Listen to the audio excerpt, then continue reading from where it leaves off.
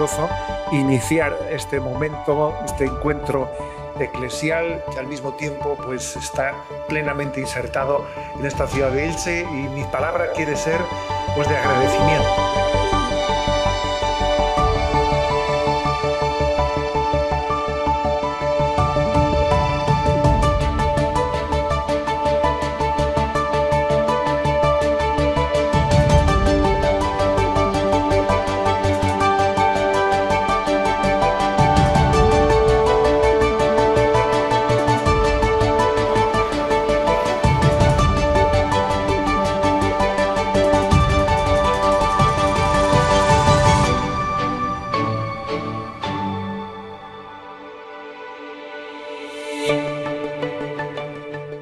Buenos días y buen domingo, queridos amigos, y gracias por invitarme a participar de este encuentro, de este acontecimiento eclesial.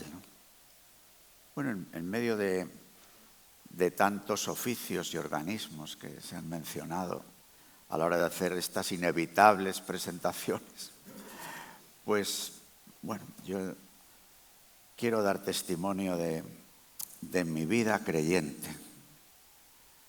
En medio de todo esto he tenido el gozo de conocer a Jesucristo, de ser introducido en la fe en mi pueblo, de Tierra de Campos,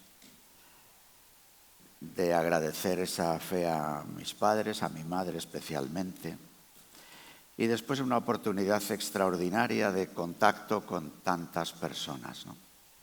Quiero saludar especialmente a los obispos que están aquí delante, con los que experimento la fraternidad episcopal. Y seguro que entendéis bien que nosotros expresemos hoy nuestra comunión con quien preside este colegio de los 12, con el obispo de Roma, que hace posible que lo que el Señor quiere para su Iglesia siga siendo una presencia en medio del mundo. Este misterio de comunión para la misión. Esta barca en la que vamos navegando, queriendo obedecer al mandato del Señor de anunciar el Evangelio, de hacer discípulos, de peregrinar hacia la tierra, dígase entre comillas, donde se cumplen todas las promesas.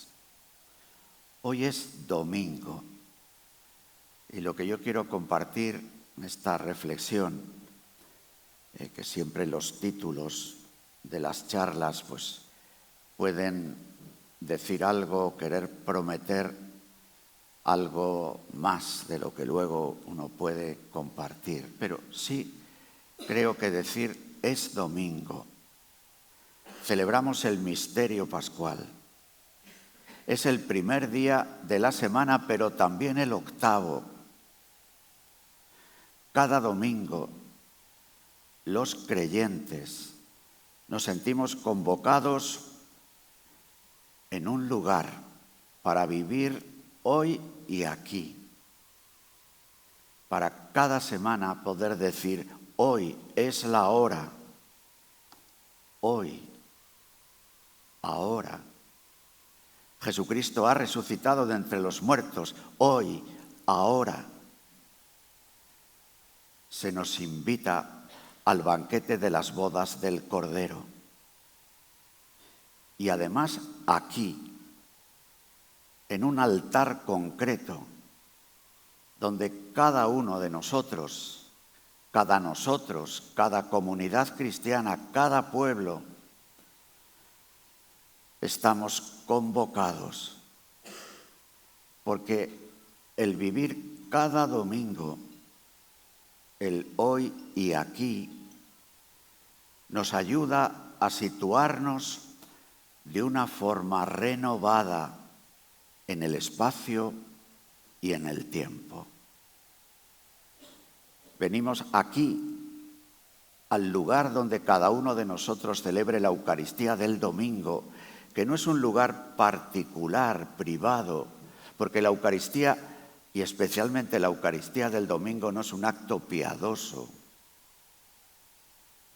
es la reunión de los dispersos, es el encuentro de los convocados como asamblea de llamados, es la experiencia de ser congregados en el mismo cuerpo de Cristo, forma que como pueblo adoptamos. Es la renovación del envío, id y salid a los caminos, no de cualquier manera, sino con el corazón sacerdotal de quien ha escuchado, haced esto. Y esto renueva nuestras relaciones en los espacios, porque cada uno venimos al aquí de nuestro altar, al aquí de la mesa de la Eucaristía, desde nuestras situaciones familiares, desde nuestras relaciones de vecinos, desde la situación económica, política y cultural en la que se desarrolla nuestra existencia en los espacios concretos. Hoy, además, espacios atravesados de una gran movilidad. Hoy, espacios donde lo real y lo virtual a veces se entremezcla. Hoy, espacios llenos de novedades, de desafíos, de personas que han llegado de otros lugares, de situaciones en las que la convivencia quiere ser renovada por el grupo de personas que hoy y aquí rezan juntos Padre Nuestro. Renuevan su condición de discípulos misioneros porque han escuchado la proclamación de la palabra del Evangelio en el que Jesucristo mismo nos habla hoy, aquí. Porque hemos podido comulgar su cuerpo y adorar su presencia. Y así salimos a renovar nuestra vida en los espacios. Hoy, en el tiempo, en la historia, cayendo en la cuenta en el hoy y aquí del domingo, que Jesús es el Señor del tiempo, que Él abraza el tiempo, que le acogemos viniendo del futuro, que le acogemos sabiendo que Él está sentado a la derecha del Padre y que irrumpe en el tiempo, habitando ya lo eterno. Por eso tenemos esperanza, por eso somos esperanza, porque Jesucristo resucitado viene del futuro y innova el presente. Y le reconocemos porque ha entrado en la historia, en la carne, ha entregado la vida por nosotros, subió al madero de los criminales y resucitado de entre los muertos, acompaña el caminar de este pueblo, porque Él es el camino, la verdad y la vida, y camina delante de nosotros, en medio de nosotros, detrás de nosotros, y nos ayuda a situarnos en la historia como peregrinos de esperanza, ofreciendo precisamente porque nos encontramos hoy y aquí en el abrazo del misterio pascual, primer y octavo día de la semana, alegría y esperanza. Desde ahí, amigos, desde este, si me permitís, prólogo, que de alguna forma quiere ser un pregón, que de alguna manera es un anuncio, quiero compartir con vosotros unas reflexiones sobre el momento, que lógicamente no van a ser exhaustivas, sino que quieren, bueno, de alguna forma también, mis hermanos obispos lo conocen bien, ¿no? Compartir lo que han podido ser algunas de las últimas reflexiones que hemos compartido en nuestra fraternidad episcopal, en la asamblea plenaria, con motivo de la elaboración de documentos, queriendo tampoco repetir lo de siempre. Sí que quiero como situar mi reflexión en torno a esta clave, que fue recordada por el Papa Francisco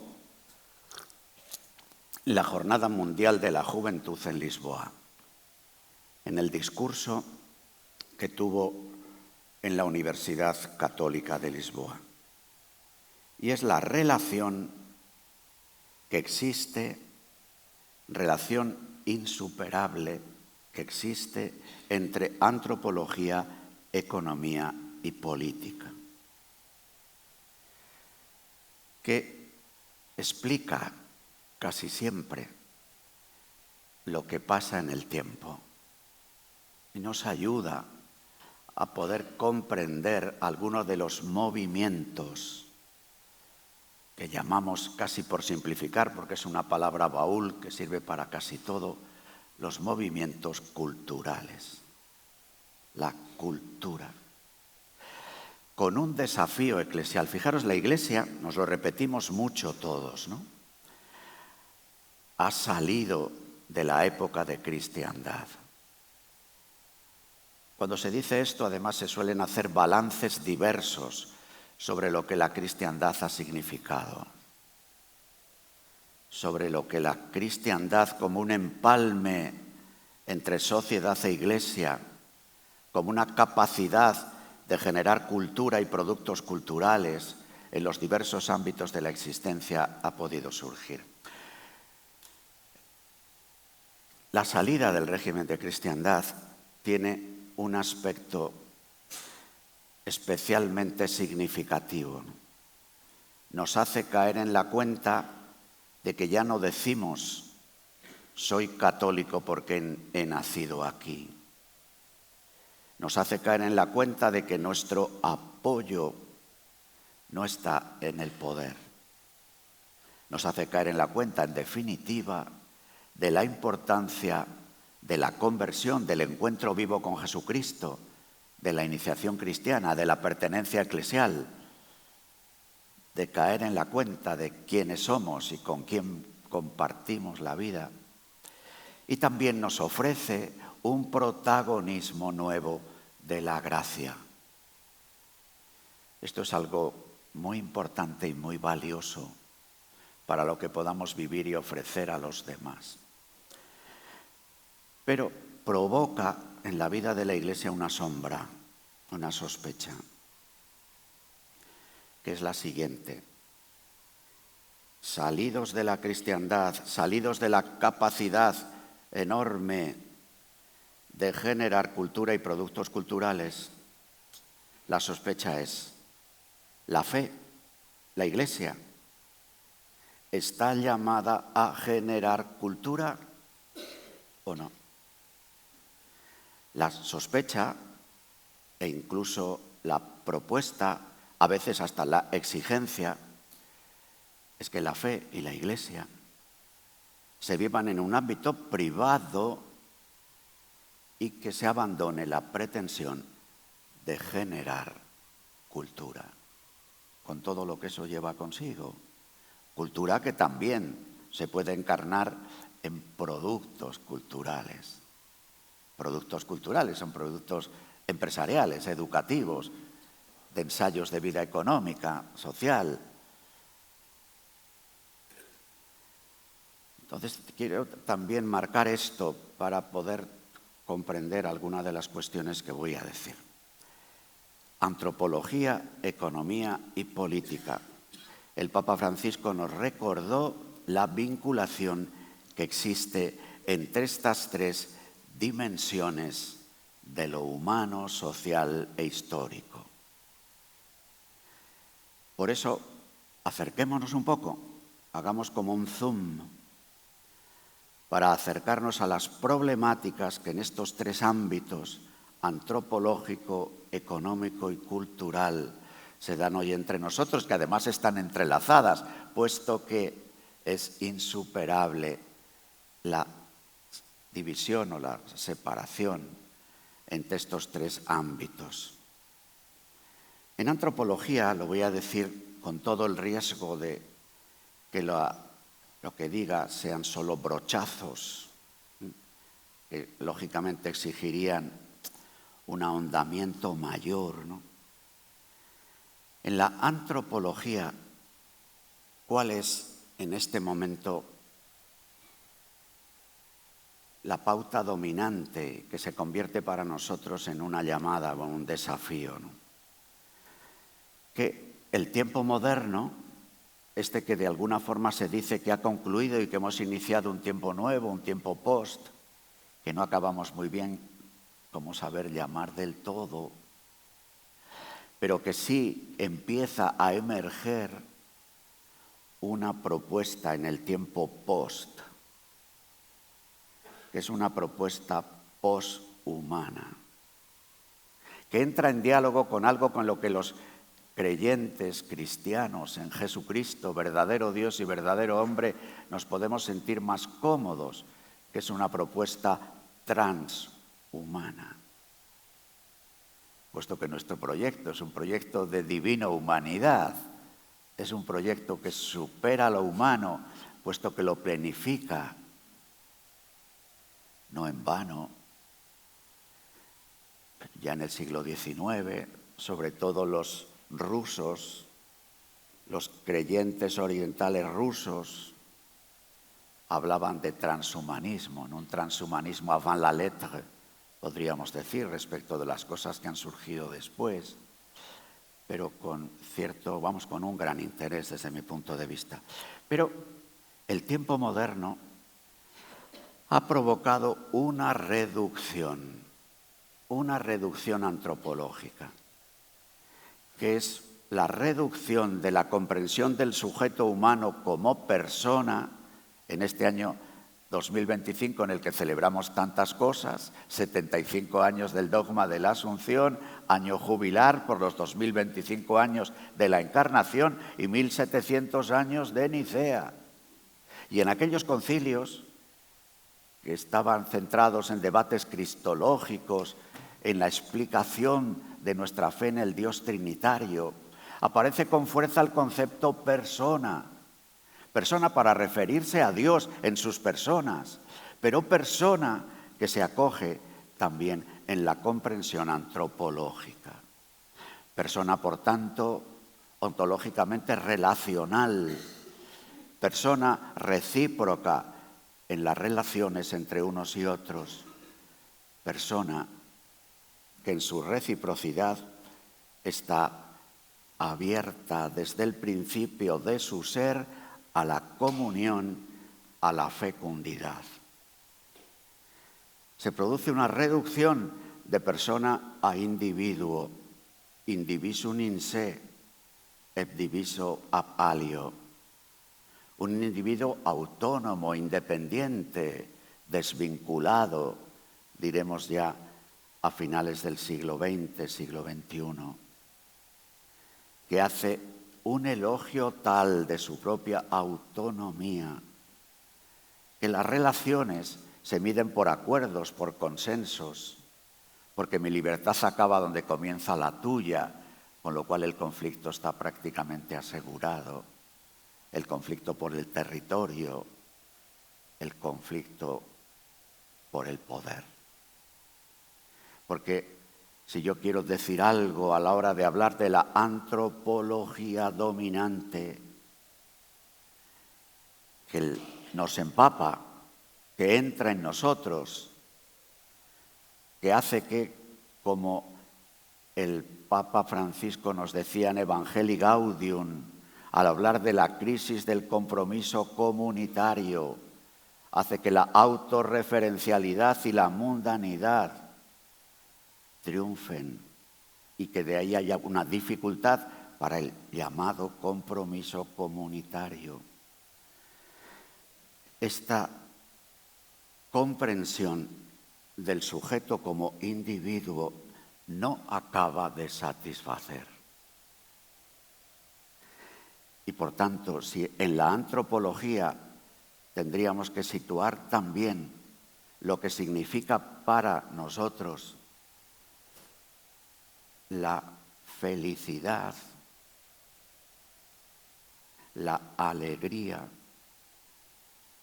vemos que la reducción antropológica a individuo, que lleva consigo una reducción de la razón, una reducción del afecto, una reducción de la voluntad, porque no solamente es una reducción del concepto, sino la razón renuncia a la búsqueda de la verdad o lo ve complicadito.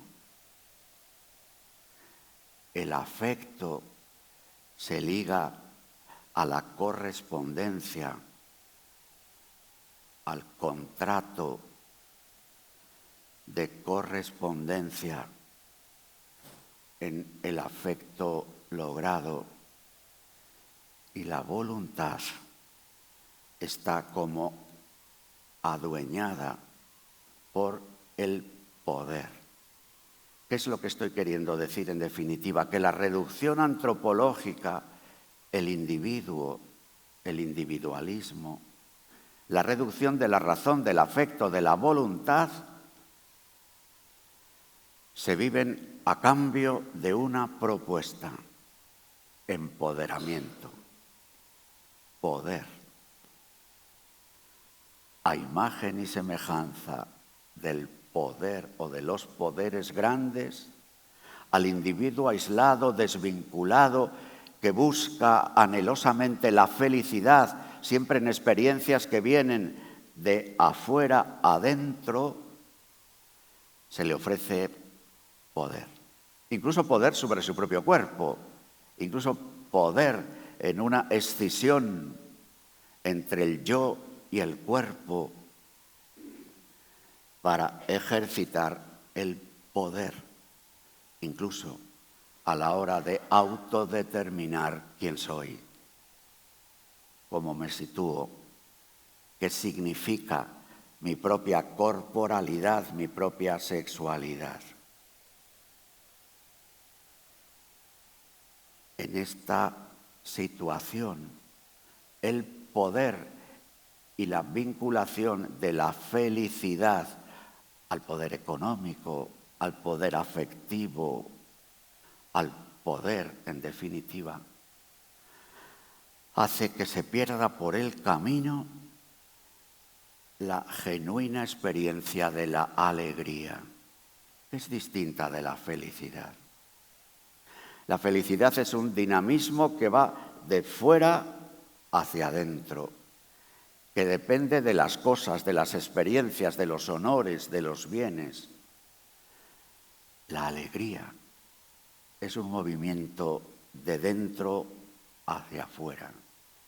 Es un movimiento que recuerda un secreto. Nuestra vida es don, no poder. Nuestro cuerpo es esponsal, no un territorio de ejercicio de la voluntad.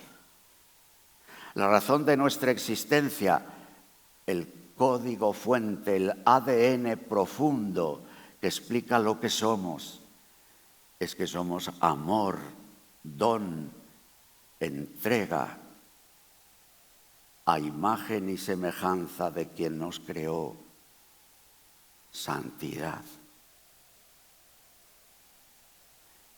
Y hay ahí una lucha, porque el corazón humano, que está bien hecho, aunque está herido, sigue teniendo nostalgia de su secreto, sigue teniendo nostalgia de don, de esponsalidad, de santidad. Y la nostalgia quiere ser rellenada a veces por más y más poder, pequeños poderes, de la razón instrumental, del afecto conquistado o impuesto, de la voluntad que ejerce en un vértigo a veces de movimientos, de viajes, de experiencias, de salidas, de sustancias, de adicciones, y al mismo tiempo de búsqueda. Sí, amigos, nosotros mismos, nuestros contemporáneos, siguen teniendo un corazón sediento, un corazón que busca, un corazón que merece ser escuchado, un corazón a quien poder ofrecer la fuente que emana y corre. un corazón que puede descubrir que el manantial puede brotar dentro de ti y que no tienes que ir a buscar en estanques agrietados y en aguas estancadas. Sí, en medio de todo esto, el individuo tiene nostalgia de la persona, el poder tiene nostalgia del amor, el empoderamiento tiene nostalgia de la obediencia, el proyecto de vida lograda en propuestas de felicidad que se compran y se venden en las tiendas y en los sitios, tiene nostalgia de la santidad.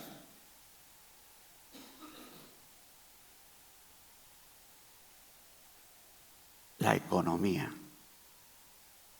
oikos nomos, la organización de la casa, de las casas, de los pueblos, de las ciudades, de las naciones, de las patrias, de la humanidad, del mundo global. Oikos nomos. Aquí aparecen cuáles son nuestros criterios de vida buena, de vida lograda. Y nos encontramos con un predominio de unas reglas del juego en la economía dominante, marcada por las capacidades que la oferta tiene para teledirigir la demanda a través de la manipulación del corazón de deseo. El oikos nomos, que a la hora de organizar el común desde una antropología de empoderamiento de los individuos, tiene dificultades para mantener esa llamada célula de la vida social, que es la familia. Familia que además en amplias zonas del mundo vive la experiencia de una reducción dramática del número de hijos.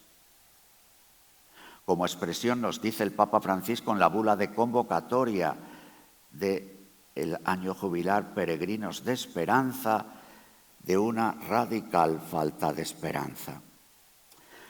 Los dos últimos plenarios del Comité Central del Partido Comunista Chino se han planteado la cuestión de la demografía en China,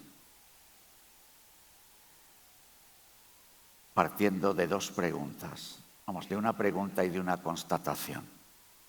¿Quién nos cuidará cuando seamos mayores? ¿Por qué en Pekín hay más mascotas que niños? Como veis, son preguntas que no nos resultan ajenas.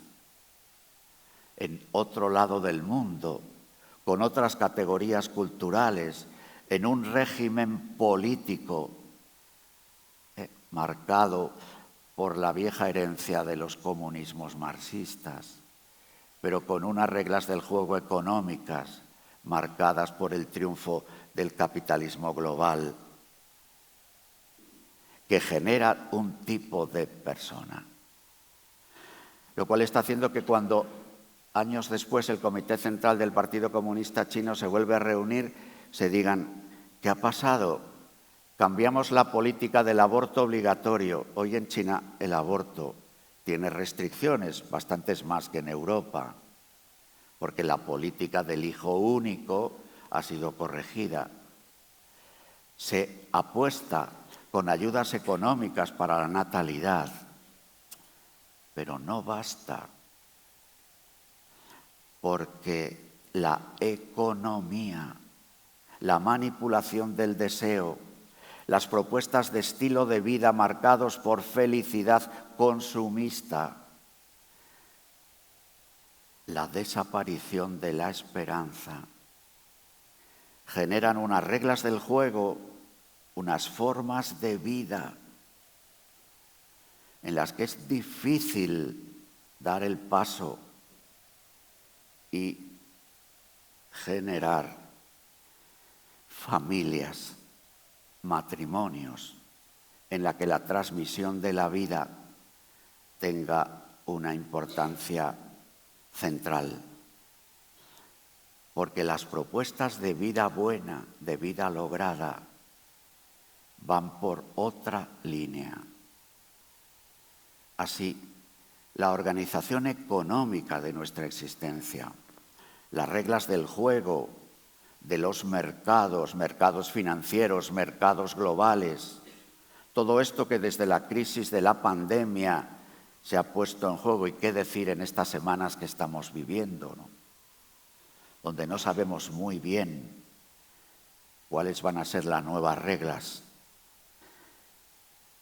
Pero sí que parece que si en las cuestiones antropológicas también se ha puesto encima de la mesa cuestiones gordas y que entran en juego quizás una sustitución, el predominio del liberal progresismo de los últimos 30 o 40 años,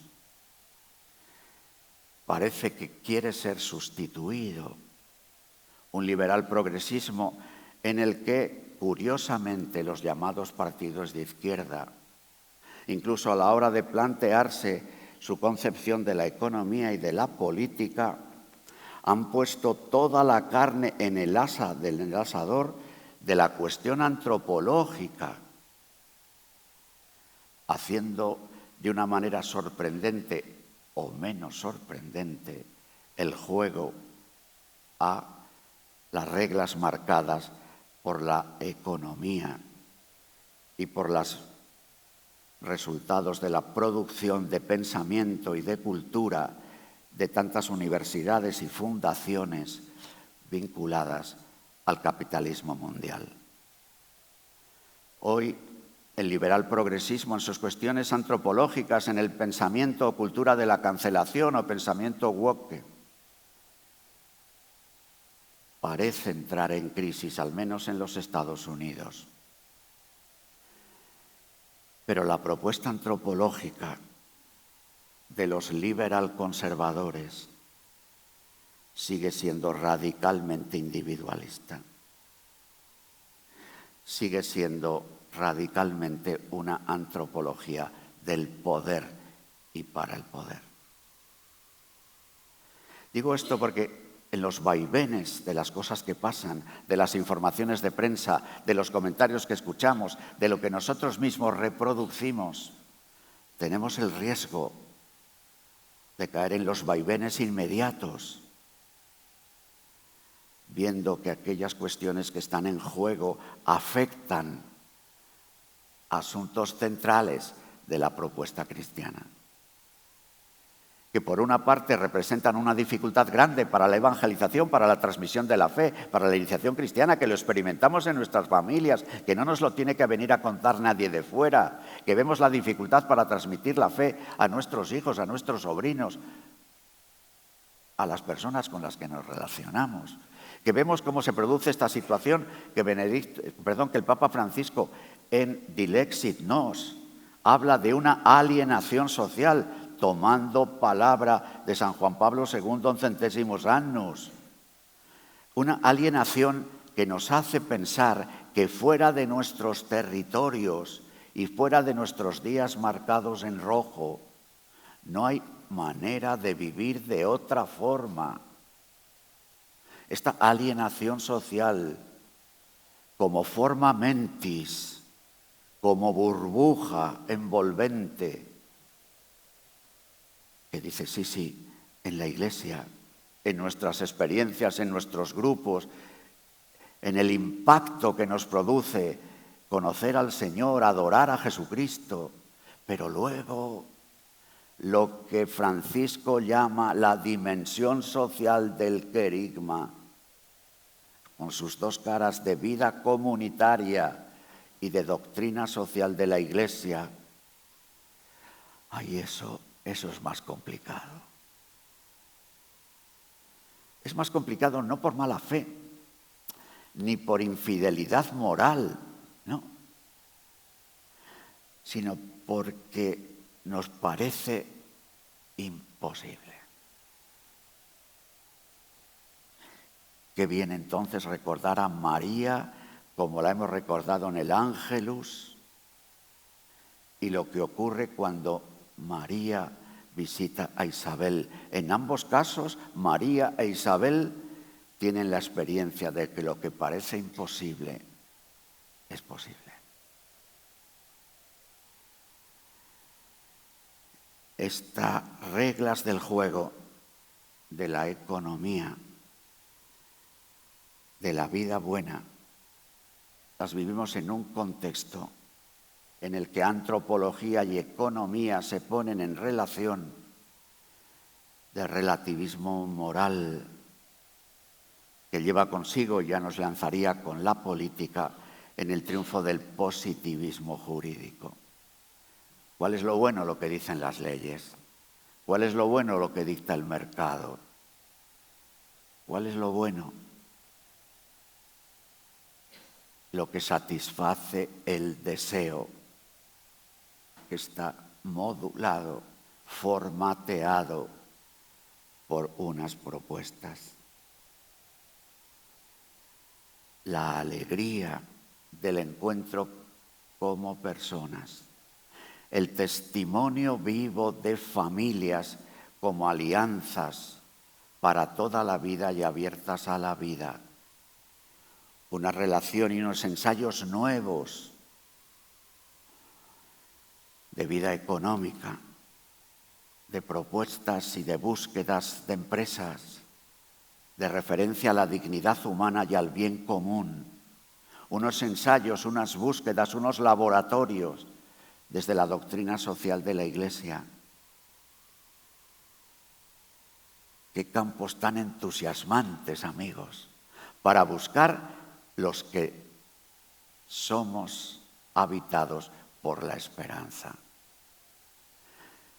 Los que, precisamente porque somos peregrinos de esperanza, sabemos que es posible sembrar, aunque no recojamos los resultados inmediatos. Que es posible navegar, aunque no lleguemos todavía al puerto, porque los resultados y el puerto de alguna forma están entre nosotros. Como dice el lema, el cielo en la tierra. Sí, porque desde el bautismo somos ciudadanos del cielo. Desde el bautismo se nos ha dado la vida eterna. Desde el bautismo, comulgantes de la Eucaristía, pan de vida del cielo, podemos realizar ensayos de vida buena en los diversos ámbitos de la vida económica, de los diversos ámbitos de la relación en la casa que compartimos. El relativismo moral y el positivismo jurídico nos introducen en la política, en los asuntos de la polis. Sobre esto quiero comentar solo dos aspectos para no alargarme ya demasiado. Son el aspecto del nosotros y el del progreso. Nosotros, a la hora de organizar la polis, teniendo en cuenta nuestra comprensión de la persona y nuestra manera de querer organizar la casa común, la polis tiene que ver con la capacidad de generar un nosotros. El Papa Francisco hizo un pequeño discurso cuando le visitó el presidente Sánchez la primera vez. E hizo referencia a tres conceptos que un político debe de tener en cuenta: el país, la nación y la patria. El país tendría que ver con la cuestión de los asuntos económicos, dicho sea en el sentido más amplio. La nación tendría que ver con la comprensión del nosotros, y la patria tendría una vinculación más con la comprensión de la antropología y la manera de estar situados en el tiempo. Pero, evidentemente, nación y patria, también las cuestiones del país, las cuestiones de los intereses, en la perspectiva del bien común, dicen del nosotros. La antropología individualista hace un elogio del yo y de su poder. Pero evidentemente el yo tiene un dato incuestionable que ha de gestionar. Es la convivencia. Vivimos con otros, vivimos en relación con otros. Nuestra propia existencia depende de otros. Hacemos cosas con otros. Con lo cual es muy importante todo el aspecto de las relaciones, todo el aspecto que suponga dar cuerpo a un nosotros. ¿Cuál es la cuestión? Que la antropología del individuo, del yo, del poder, genera un tipo de nosotros. El nosotros de las identidades parciales, el nosotros de los corporativismos, el nosotros de las cooperativas de egoísmos, por decirlo así, ¿no? El nosotros frente a los otros. En el momento político actual, esta exacerbación del nosotros frente a los otros en la dialéctica de los contrarios, en las políticas de polarización y de enfrentamiento, es proverbial. El surgimiento de las identidades, ¿no?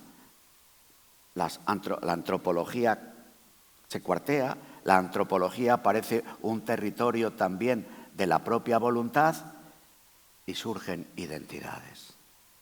Identidades parciales, identidades que renuncian a leerse a sí mismas desde una identidad global, compartida, común. Por eso, la vida política hoy tiene este desafío grande: ¿cómo conjugar los nosotros? ¿Cómo relativizar los nosotros, descubriendo un nosotros común? En la nación, en la patria, nosotros. La Iglesia es el pueblo del nosotros. Rezamos Padre Nuestro. Somos conscientes de pertenecer a un pueblo, a un cuerpo, de estar vinculados. Somos hijos vinculados a un Padre común. Somos bautizados, corre por nosotros la misma sangre, la sangre de Cristo, que regenera la sangre de las pertenencias parciales. Y al mismo tiempo no la anula, porque esta es la belleza de la pretensión católica, hermanos, que afirma el nosotros, en un nosotros de la Iglesia una, santa, católica y apostólica, en un nosotros de la barca de Pedro, que navega en varias barcas, que se hace acontecimiento aquí, en Orihuela, Alicante, en esta diócesis, donde la Iglesia peregrina navega en esta tierra, en esta sociedad. Vivimos un nosotros abierto a un nosotros más grande, un nosotros que se ofrece a nuestros conciudadanos para ensanchar su nosotros, para no caer en movimientos etnocentristas o nacionalistas o identitarios, que de alguna manera contribuyen a rellenar la nostalgia que el individualismo produce. Hay también experiencias bellas en la organización de la vida común de montones de nosotros, de personas que se apuntan a un coro, a un club, que son del equipo de fútbol, que son forofos, que se abrazan cuando el equipo de fútbol, el Elche, que está a punto de subir a primera, espero que no sustituya al Valladolid, que está a punto de bajar a segunda, ¿no? Bueno, pues claro, pero los del Madrid y los del Barça estamos enfrentados a muerte. Hemos de amar el fútbol, porque el fútbol es la posibilidad que nos da de que nuestros equipos se enfrenten. Y el fútbol, a su vez, ha de amar una realidad de la vida social en el que el deporte, el ejercicio físico, la competición tiene algo que ofrecer también al crecimiento humano. La otra cuestión es el progreso. Siempre jugamos con el aquí y ahora, con el espacio y el tiempo. Si la política en las cuestiones del espacio tiene que abordar la cuestión del nosotros, superar las polarizaciones, y los creyentes que participamos viviendo la caridad política en los diversos ámbitos de la vida social y política, hemos de ayudar a ensanchar el nosotros. Está la otra cuestión: ¿para qué? ¿Cómo organizamos el común y hacia dónde dirigimos nuestra andadura histórica como pueblo? Hay una categoría que ha dominado los 200 últimos años, es la categoría progreso. Una categoría progreso que en las sociedades cristianas ha sustituido en parte a la categoría reino de Dios, como la categoría cultura ha sustituido a la categoría gracia. Entonces, el progreso y las dudas que el progreso supone, el progreso y la enfermedad, el progreso y la muerte, el progreso y los fracasos, el progreso y lo imprevisible, el progreso que quería sustituir a la esperanza para reformular la esperanza en claves de expectativas de lo probable o lo posible, del optimismo o el pesimismo. El progreso está en crisis, pero sin embargo sigue siendo una categoría importante, medido en clave de Producto Interior Bruto, de las reglas del juego de la economía, o medido en la capacidad que pueda ofrecer de felicidad al corazón del individuo. Para lo cual incluso aparecen dudas a la hora de la organización política, teniendo en cuenta las reglas del juego de la economía y la antropología que la política y la economía han generado, han teledirigido. ¿Qué ofrecer como contenido del progreso para que las sociedades sean gobernables, para que la violencia no triunfe? Bueno, son preocupaciones. Aterrizo, terminando, en algunas llamadas fuertes a la vida de nuestras comunidades cristianas. Mencionaba antes Dilexit Nos, cuando el Papa Francisco habla de la alienación. Ahí estamos llamados a ver cómo cultivamos un estilo de vida cristiana que nos haga romper la burbuja en la que estamos introducidos. De alguna forma, los poderes dominantes se sienten cómodos con una iglesia burbuja que incluso pueda ofrecer determinados resortes a la vida común. Pero salir de la burbuja, encarnar la alegría y la esperanza, ensanchar el nosotros, poner a los pobres en el medio a la hora de la organización del oikos nomos y de la crítica a la vida política. Para eso, quizás un desafío a la hora de esta presencia en medio del mundo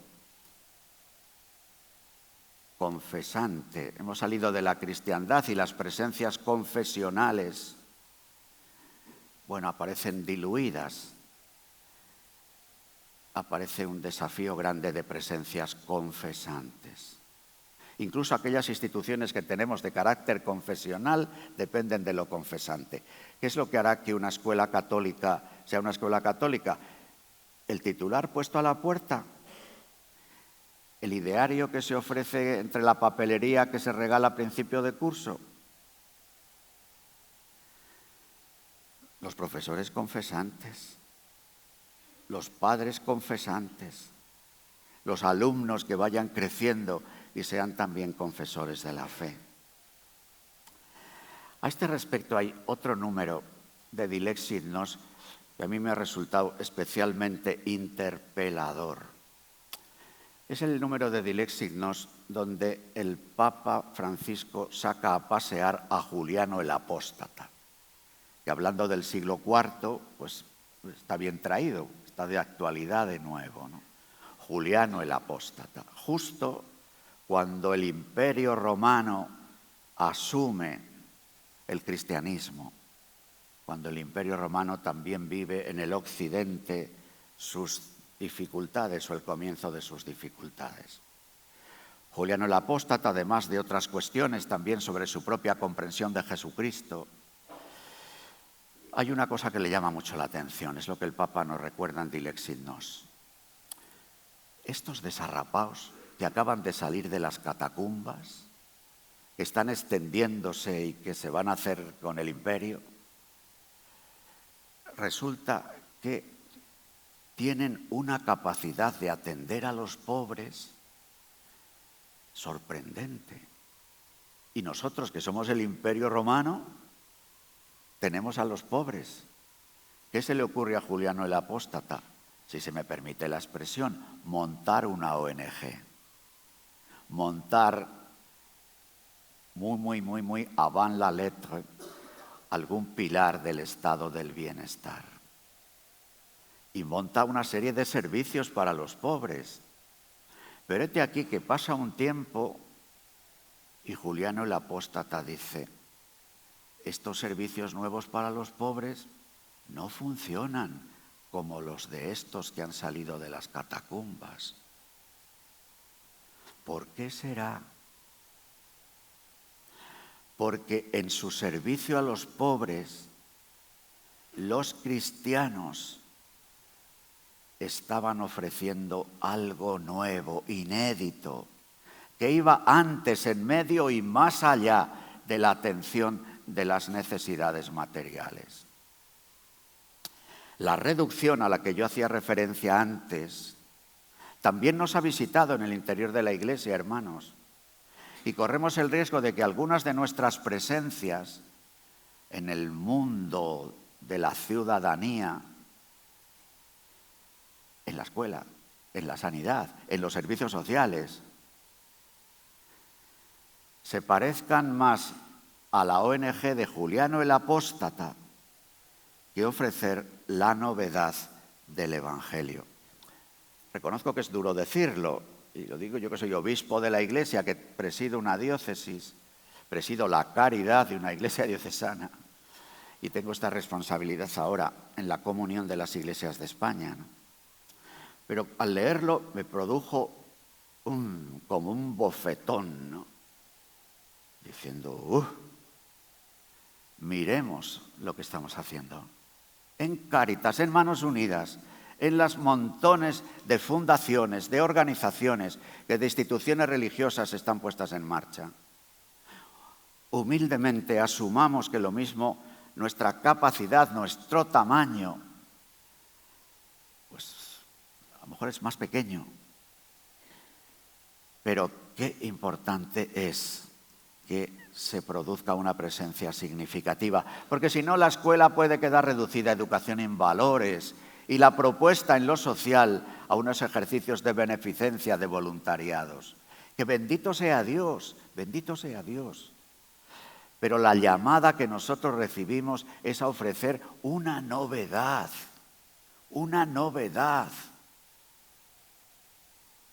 que cure de dentro a fuera como curaba el Señor, que ponga de pie, que ensanche en nosotros, que dé testimonio martirial en la plaza pública. Así, amigos, vivimos una fuerte llamada del Señor, que yo creo que vuestro congreso se hace bien eco de esto, ¿no? De obedecer, id y haced, con primer anuncio, con iniciación cristiana, con celebración del domingo. Cada vez siento que es más verdad una cosa que escuché a don Antonio Palenzuela cuando yo todavía no era cura, en 1985. Le escuché decir, la renovación de la vida de la Iglesia pasa por la renovación del domingo. No lo entendí, yo era seminarista entonces. Y creí que se refería al lío que nos tenemos ahora, sobre todo en las viejas iglesias de Castilla, de León, de otros sitios, que es como organizar el domingo con tantísimas parroquias pequeñas, con menos curas, con menos pueblo. Pero no, hoy entiendo que tiene que ver con lo que decía al principio, con esa conjugar el hoy y aquí, el primer y el octavo día de la semana, con esa novedad de hombres y mujeres que porque esperan la segunda venida del Señor recuperan la tensión escatológica que se daba en los primeros siglos de la vida cristiana, que provocaba a vivir una ética nueva, una ética que iba más allá, acogiéndola, claro, más allá de las 10 palabras de las tablas del Sinaí. Una ética nueva, más allá de lo dibujado por la ley natural, asumiendo las palabras y lo inscrito en nuestro corazón por la propia voluntad del Creador. Una ética nueva, precisamente porque la segunda venida del Señor es inminente, hermanos. Es inminente para nosotros, para nuestra manera de estar en el tiempo, para nuestro horizonte personal de vida, a la hora de una relación nueva con el tiempo, con el dinero, con los afectos, porque la llegada del Señor es inminente. Por eso Francisco escribe Evangelii Gaudium y Gaudete et exsultate, porque el anuncio del Evangelio lo realizan los santos como ideal de vida buena, los santos como depositarios de alegría y esperanza, los santos quienes han ensanchado el nosotros, los santos quienes se sitúan en la historia con esperanza y miden el desarrollo integral de la persona y de los pueblos en esa clave. Los santos que viven, como nos dice Francisco, en Gaudete et exsultate, contracorriente.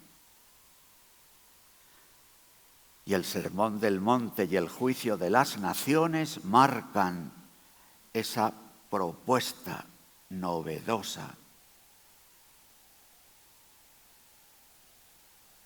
Amigos, vivamos una alianza social para la esperanza. Ofrezcamos a nuestros conciudadanos la alegría, la santidad y la esperanza que brotan del encuentro con Jesucristo. Hagamos ensayos de una fe que se encarna y se hace cultura. Ensayos de estilos de vida, de formas de vida, de empresas de vida. Respondamos a la llamada del Señor, porque somos una asamblea de llamados. Y caigamos en la cuenta de que vivir la vida como vocación, de que el don de sí que está inscrito en la vocación evidente, que es la vocación de la que habla nuestra propia corporalidad, edifica la Iglesia y transforma la sociedad. Veni lumen ordium. Acabó.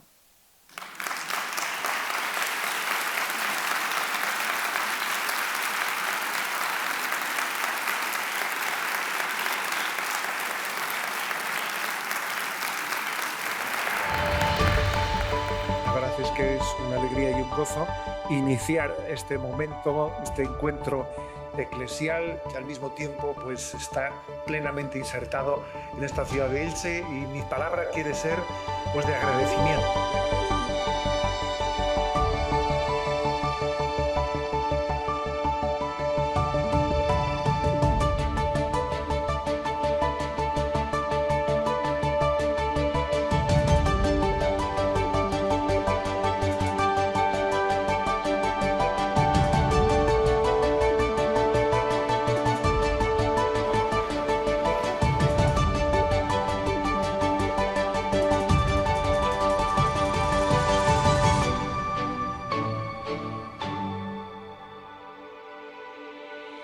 Dios.